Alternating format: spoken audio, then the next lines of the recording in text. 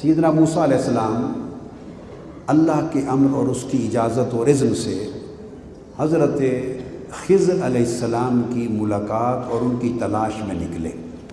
یہ اللہ کے نبی ہیں، یہ اللہ کے نبی ہیں، اور سیدنا خضر علیہ السلام قول مختار، اہل علم کی اکثریت کے قول مختار کے مطابق ولی ہیں۔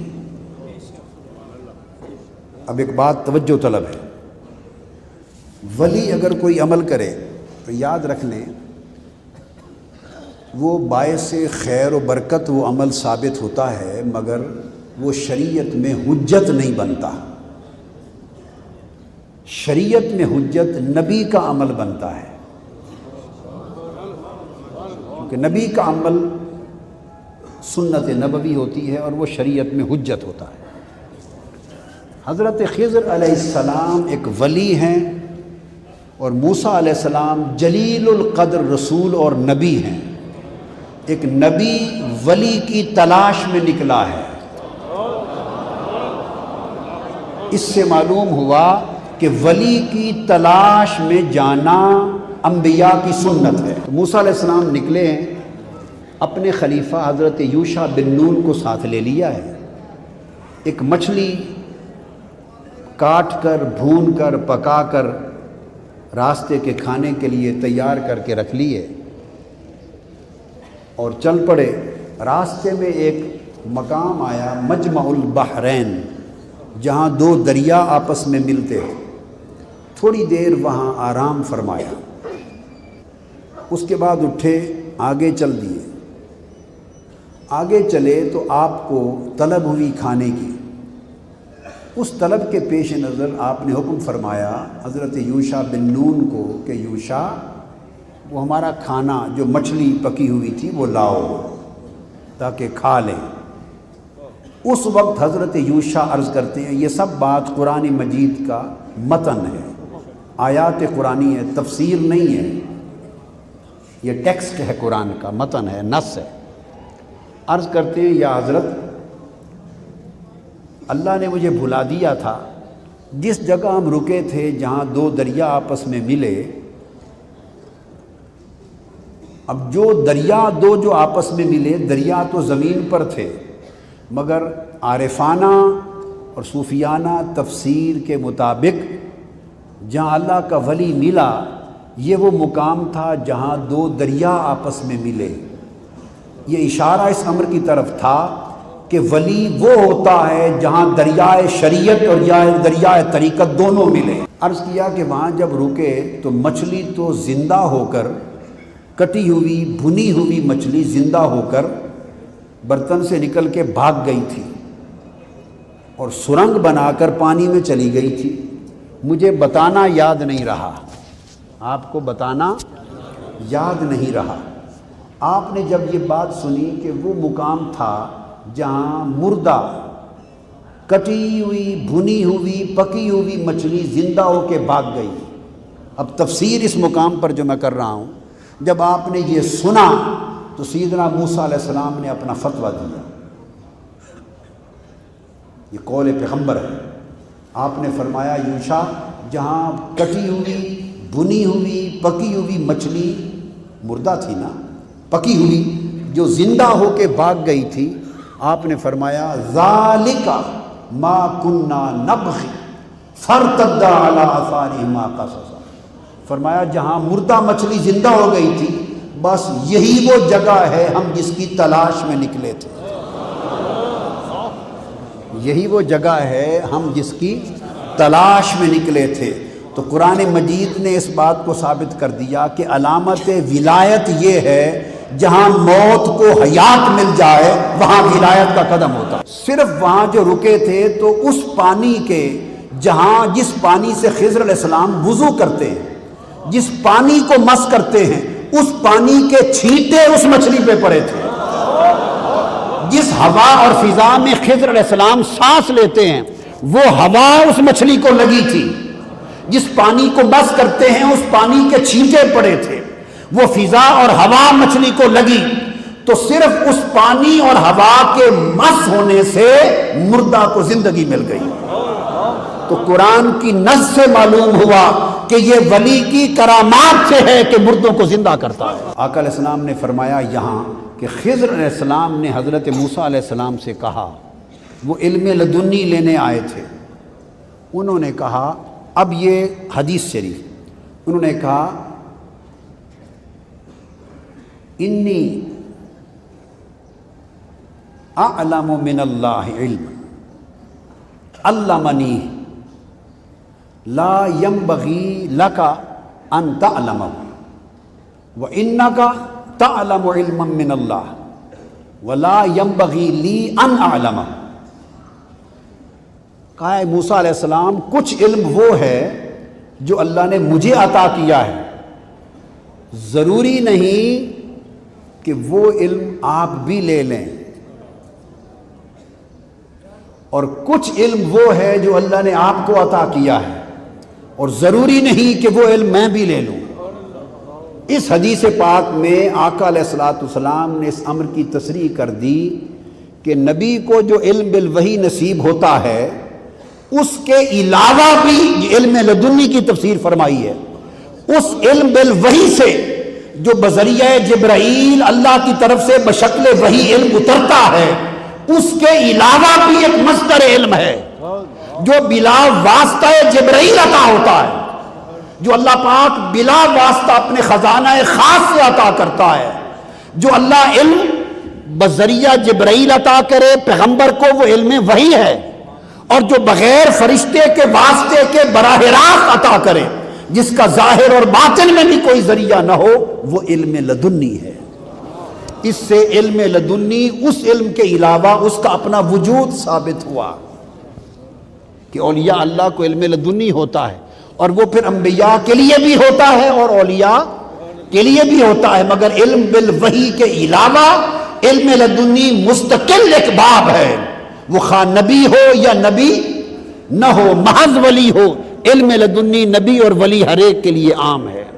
حضور علیہ السلام نے فرمایا، حذیفہ یمانی رضی اللہ تعالیٰ روایت کرتے ہیں کہ میں نے جبرائیل سے پوچھا کہ اے جبرائیل یہ علم باطن کیا ہے؟ فقال اللہ تبارک و تعالی، جبرائیل امین نے عرض کیا یا رسول اللہ، اللہ رب العزت نے یہ بتایا ہے مجھے، علم الباطن سر بینی و بین احبائی، علم باطن علم لدنی ایک راز ہے جو میرے اور میرے دوستوں کے درمیان ہوتا ہے۔ آپ نے فرمایا العلم علمان، علم جو مرفوعاً ہے ثابت فی القلب وعلم علی اللسان، فاما العلم الثابت فی القلب فذاک العلم النافع واما العلم علی اللسان فذاک حجت اللہ علی ابن آدم۔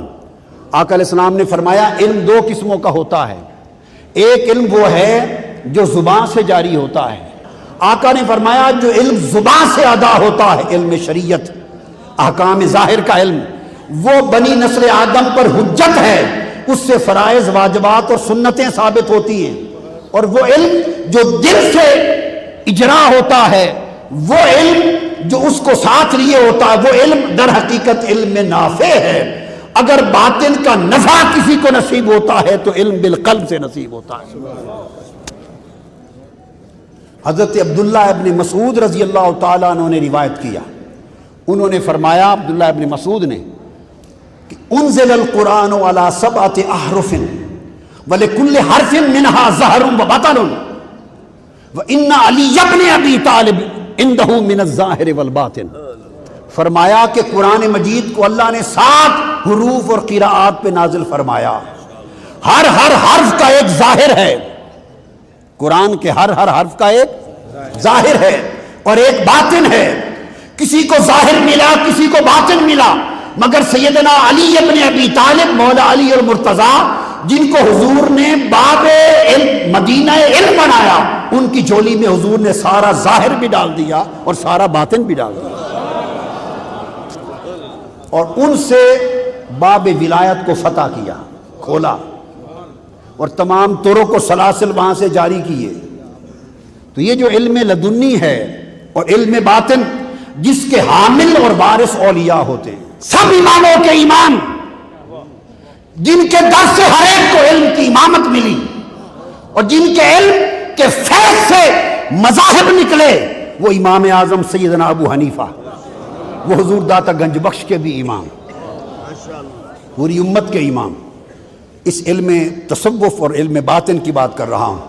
آپ فرماتے ہیں وہ شیخ طریقت بھی تھے، امام اعظم ابو حنیفہ پہلے مرید ہوئے، پھر مراد اور شیخ اور مراد ہوئے، اور پھر جس طرح امت کے امام علم تھے اس طرح امام طریقت و معرفت بھی تھے۔ آپ کو یہ معلوم ہونا چاہیے کہ آپ کے اساتذہ میں 4000 اساتذہ ہیں اور شیوخ جن سے آپ نے پڑھا، ان ہزاروں اساتذہ میں ایک استاد بہلول مجذوب بھی ہے۔ آپ مناقب الامام الموفق المکی اور کردری کو اٹھا کے دیکھیے، ان کی سیرت کی کتابوں کو، کہ حضرت بہلول مجذوب بھی امام اعظم کے اساتذہ میں ہے۔ ارے میں باقی نام نہیں لیتا، باقی کسی سے جس سے بھی پڑھا آپ نے حدیث پڑھی، جس سے پڑھا حدیث پڑھی، علم ظاہر پڑھا، سب کچھ پڑھا، مگر میں پوچھتا ہوں کہ بہلول مجذوب سے کیا پڑھتے تھے جا کر؟ وہ ایک مجذوب کے بھی شاگرد ہیں۔ یہ بہلول مجذوب جس کا سودا دیکھنے دکھانے کا ہے، پڑھنے پڑھانے کا نہیں ہے۔ امام اعظم ہر کسی سے تو پڑھے علم، بہلول مجذوب سے کیا پڑھے؟ بہلول مجذوب سے سند عشق لی، سند طریقت لی، سند معرفت لی۔ امام احمد بن حنبل نے فرمایا ما وجدت اقواما افضل من اہل التصوف من الصوفیہ، فرمایا میں نے تصوف والے صوفیاء سے بہتر دنیا میں کوئی طبقہ نہیں دیکھا جتنا اعلیٰ اور ارفع اور افضل طبقہ صوفیاء کا دیکھا ہے۔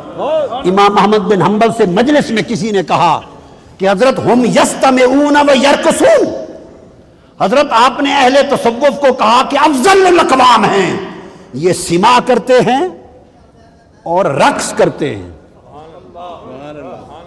کسی نے کہا یہ سماع کرتے ہیں اور، تو اس سے یہ بھی پتہ چلا سائل کے اعتراض سے کہ صوفیاء کا وجد اس وقت سے ہے، آج کی بات نہیں ہے۔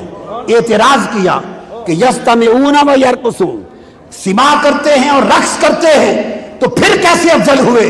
قربان جائیں امام احمد بن حنبل کے جواب پر، انہوں نے فرمایا داہم یفرحون مع اللہ ساعتن، وہ وجد کرتے ہیں، رقص کرتے ہیں، اور جو کچھ وہ کرتے ہیں فرمایا ان کو چھوڑ دو ان کے حال پر، وہ ایک لمحہ مولا کی معیت میں خوشی مناتے ہیں۔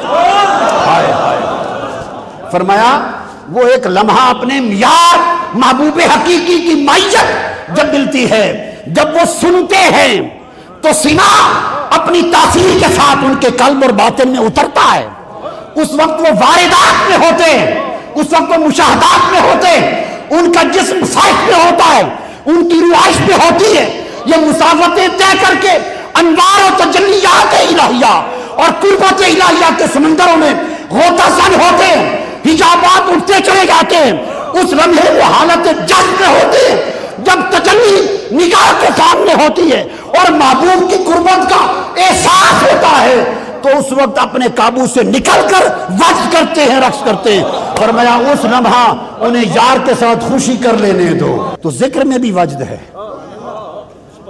یہ جو فرمایا الذین یذکرون اللہ قیاما وقعودا وعلی جنوبہم، کہ مولا کے بندے وہ ہیں جو ذکر کرتے ہیں حالت قیام میں بھی، کھڑے بھی ذکر کرتے ہیں، بیٹھے بھی ذکر کرتے ہیں، وعلی جنوبہم، اور اپنے پہلوؤں پر بھی ذکر کرتے ہیں۔ کبھی ذکر میں کھڑے ہوتے ہیں، کبھی بیٹھتے ہیں، کبھی پہلوؤں کے بل لوٹتے ہیں، ہر پہلو میں خدا کا ذکر کرتے ہیں۔ اس لیے کہ جو لوگ اس کی یاد میں ذکر میں پاتے ہیں، اور وجد کا معنی ہے پا لینا۔ آقا نے فرمایا یوں عبادت کرو گویا اللہ کو دیکھ رہے ہو۔